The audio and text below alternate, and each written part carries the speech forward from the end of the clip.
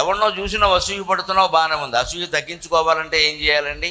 ఊళ్ళో పరిశీలిస్తే మన చూసి అసూయ పడేవాళ్ళు కొంత గ్యాంగ్ ఉంటారు. వాళ్ళ గురించి ఆలోచించగానే అమ్మాయ మన చూసి కూడా అసూయ పడుతున్నారంటే మనం చాలా బాగున్నాం అనమాట. అంతే సాటిస్ఫైడ్. అసూయపోయి ఎప్పుడు దానికి మందు అది.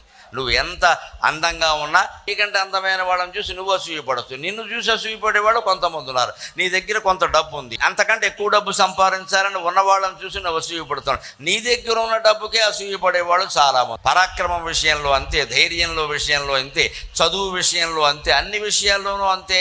మన ఇంట్లో కొన్ని సౌకర్యాలు లేవనుకోండి, అంతకంటే గొప్ప సౌఖ్యాలు అనుభవిస్తున్న వాళ్ళని చూసి మనం అసూయపడకూడదు.